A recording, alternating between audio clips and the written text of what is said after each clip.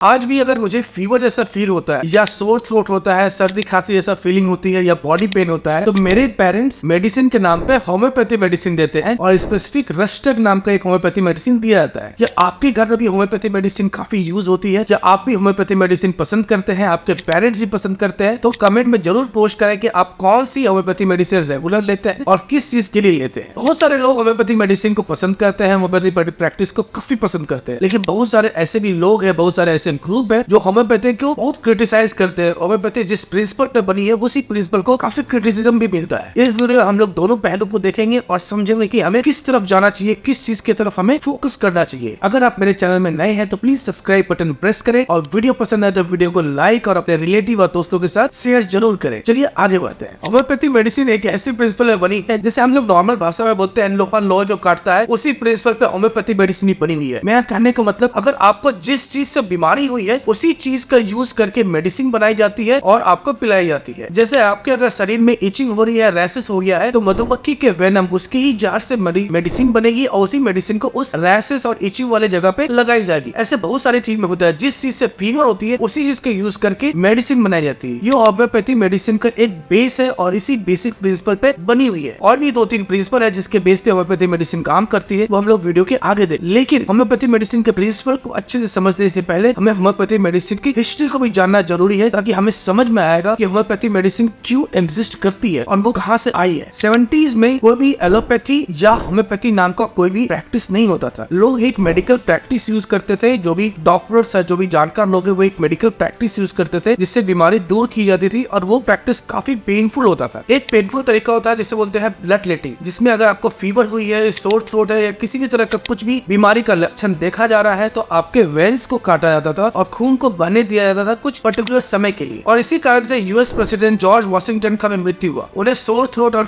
Throat की infection हुई थी और ब्लड लेटिंग का यूज किया गया, उनके वेन्स को काटा गया था और 24 आवर्स में इतने ब्लड बहे कि उनकी मृत्यु हो गई। वोमिटिंग के लिए पिल्स, वोमिटिंग के लिए दवा दी जाती थी ताकि आप वोमिटिंग करके जो भी आपके पेट में टॉक्सिक है वो निकाल सके, और ये काफी पेनफुल प्रोसेस होता। बीमारी जितनी पेनफुल नहीं होती थी उससे ज्यादा पेनफुल क्योर का प्रोसेस था, उससे ज्यादा पेनफुल ये मेडिसिन का प्रोसेस। तो लोग काफी परेशान थे इस तरह के प्रैक्टिस से। जर्मनी के एक व्यक्ति सैमुअल हैनमैन इस चीज को काफी अच्छे से ऑब्जर्व कर रहे थे और उन्होंने बोला कि इस तरह के मेडिकल प्रैक्टिस को एलोपैथी बोला जाएगा, और वहां से एलोपैथी का नाम हुआ। उन्होंने बोला कि इस तरह की जो मेडिकल प्रैक्टिस जो 70s में जो चल रही है वो सिम्टम्स को सप्रेस करने के लिए होती है, ना कि रूट कॉज जो होती है उसकी सॉल्यूशन ढूंढने में। उन्होंने बोला कि वो एक नए प्रैक्टिस की जन्म देंगे, एक नए प्रैक्टिस का आविष्कार करेंगे जिसे होम्योपैथी बोला जाएगा, और वहां से होम्योपैथी का आविष्कार हुआ और इन्हें फादर ऑफ होम्योपैथी बोला जाता है। अब देखते हैं कि होम्योपैथी मेडिसिन किस प्रिंसिपल पे बेस्ड है। मेनली 2 बेसिक प्रिंसिपल पे बेस्ड है होम्योपैथी। फर्स्ट है प्रिंसिपल ऑफ सिमिलर और सेकंड है द प्रिंसिपल ऑफ डाइल्यूशन। तो प्रिंसिपल ऑफ सिमिलर को समझते हैं। प्रिंसिपल ऑफ सिमिलर क्या कहती है? जिस चीज से व्यक्ति को बीमारी हुई है उसी सब्सटेंस, उसी चीज का यूज करके मेडिसिन बनाई जाएगी और उसी मेडिसिन से उस बीमारी का सॉल्यूशन और क्योर होगा। यह है द प्रिंसिपल ऑफ सिमिलर, जो काफी वियर्ड है और बहुत सारे लोगों को ये पसंद नहीं है, इसलिए बहुत सारे ग्रुप इस फर्स्ट प्रिंसिपल को ही काफी क्रिटिसाइज करते हैं। सेकंड है द प्रिंसिपल ऑफ डाइल्यूशन। इसमें क्या होता है कि जो दवा है उसे 9 पार्ट में डिवाइड की जाती है। कहने का मतलब 1 पार्ट दवा है और 9 पार्ट वाटर है। उस डिवीजन को या उस सॉल्यूशन को बनाने के बाद जो सॉल्यूशन बनती है उसे बोलते हैं 1x। उस 1x सॉल्यूशन से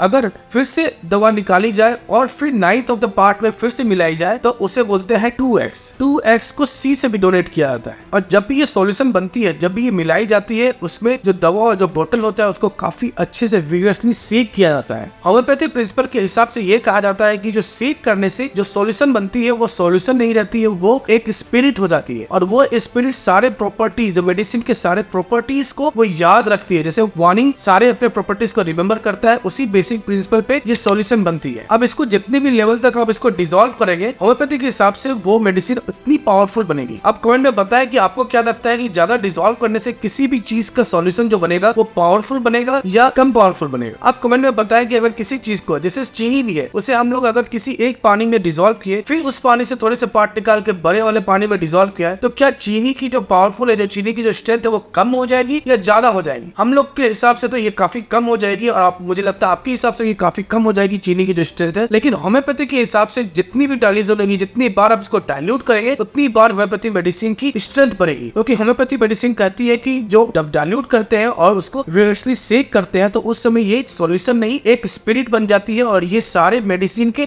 प्रॉपर्टीज को याद रखती है। काफी वियर्ड है और मुझे भी थोड़ा अजीब लगता है कि इस तरह से कैसे मेडिसिन का जो प्रॉपर्टीज है वो ट्रांसफर होगा, लेकिन होम्योपैथी का मानना यही है और बहुत सारे होम्योपैथी के चाहने वाले लोग भी इसे अच्छे से मानते हैं और बहुत बार देखा गया है ये सक्सेस भी होता है। जैसे मैंने अभी बताया कि 1 पार्ट ऑफ द मेडिसिन और 9 पार्ट ऑफ द वाटर, तो ये बन गया 1x। उसी तरह 2x बनता है, जो 1x से मैं अगर सॉल्यूशन निकालूंगा और 9 पार्ट ऑफ वाटर से मिक्स करूंगा तो ये बन जाएगा 2x, जिसे c से डोनेट करते हैं, फिर उसका 2c होता है, 3c होता है। जनरली जो मेडिसिन होम्योपैथी में आप लेते हैं, जो हम लोग को मेडिसिन मिलती है वो 300c 200c होती है, क्योंकि होम्योपैथी के हिसाब से जितनी भी सॉल्यूशन ज्यादा हो रही है, जितनी भी डाइल्यूशन हो रही है ज्यादा, वो स्ट्रेंथ बढ़ा रही है उस मेडिसिन का। तो आप समझ सकते हैं कि सॉल्यूशन इतनी बड़ी बन जाती है जैसे मेडिसिन का मुझे लगता है मॉलिक्यूल भी वहां पे रहना काफी इम्पॉसिबल जैसा है। आप समझते हैं कि जब इतनी वियर्ड तरह की प्रिंसिपल है होम्योपैथी की, तो उसके बाद भी होम्योपैथी इतनी पॉपुलर क्यों है? क्यों इतने सारे लोग होम्योपैथी के तरफ जाते हैं और लोग होम्योपैथी की पढ़ाई करते हैं? सबसे पहले रीजन है होम्योपैथी शुरू होने के कारण की, मतलब कि जब होम्योपैथी शुरू हुई थी, क्योंकि वहां पे जो जिस तरह का मेडिकल प्रैक्टिसेस था, जिसे अभी एलोपैथी कहते हैं, वो काफी खराब तरीके से, काफी पेनफुल तरीके से हो रही थी। इसके कारण से भी होम्योपैथी काफी पॉपुलर है। एलोपैथी की जो मेडिसिन है वो काफी साइड इफेक्ट होती है, लोग उसके साइड इफेक्ट से काफी घबराते हैं और इस कारण से भी होम्योपैथी काफी पॉपुलर है और लोग पसंद करते हैं। सेकंड एक रीजन है कि होम्योपैथी वेस्टर्न कंट्रीज में और जनरली यूरोपियन कंट्रीज में जितने भी रॉयल फैमिलीज थे वो होम्योपैथी का यूज ज्यादा करते थे। स्विट्जरलैंड में इनफैक्ट पब्लिक हेल्थ सर्विस में भी होम्योपैथी की यूज की जाती है। बोला जाता है कि क्वीन एलिजाबेथ के पास होम्योपैथी डॉक्टर हमेशा रहते थे और 17 साल तक क्वीन एलिजाबेथ के साथ रहते थे होम्योपैथी डॉक्टर। और ये भी कहा जाता है कि प्रिंस चार्ल्स होम्योपैथी मेडिसिन के जो उसके ग्रुप है उसके पैटर्न थे। तो बहुत सारे वेस्टर्न जनरली जर्मन के अपर क्लास फैमिली में होम्योपैथी की काफी यूज होती थी। और थर्ड रीजन है साइंटिफिक टेम्परामेंट। क्रिटिक्स का मानना है कि जहाँ पे या जिस ग्रुप में या जिस प्लेस में साइंटिफिक टेम्परामेंट कम है या साइंटिफिक समझ की इच्छा और साइंटिफिक समझ कम है, वहाँ पे होम्योपैथी मेडिसिन की ज्यादा यूज होती है। अब आप बोलोगे यूरोपियन कंट्रीज में जितने भी हॉस्पिटल से वहाँ पे साइंटिफिक टेम्परामेंट कम हो, ऐसा मैं भी नहीं मान सकता और आप भी नहीं मानेंगे। लेकिन यहाँ पे बात हो रही है साइंटिफिक टेम्परामेंट की। एजुकेशन एक डिफरेंट है। यूरोपियन कंट्रीज में एजुकेशन है, एजुकेशन थी, लेकिन वहाँ पे एक आर्ट्स को भी काफी एजुकेटेड चीज बोला जाता है। आर्ट्स में भी काफी हाईली एजुकेटेड हो सकते हैं। तो इसका मतलब ये नहीं कि आप एजुकेटेड है तो आपके पास साइंटिफिक टेम्परामेंट होगी या साइंटिफिक चीज को समझने के लिए आपके पास जो भी रीजनिंग होनी चाहिए वो है क्या नहीं है। तो इसी बेसिस पे क्रिटिक्स बोलते थे कि जहाँ पे साइंटिफिक टेम्परामेंट कम है वहाँ पे होम्योपैथी की यूज ज्यादा होती है। अगर क्रिटिसिज्म की माने तो क्रिटिसिज्म ये भी बोलती है कि एक एवोगाड्रो नंबर होता है जिसके हिसाब से एक किसी सब्सटेंस को एक लिमिट के अलावा या लिमिट के ऊपर अगर डिसॉल्व किया जाए तो वो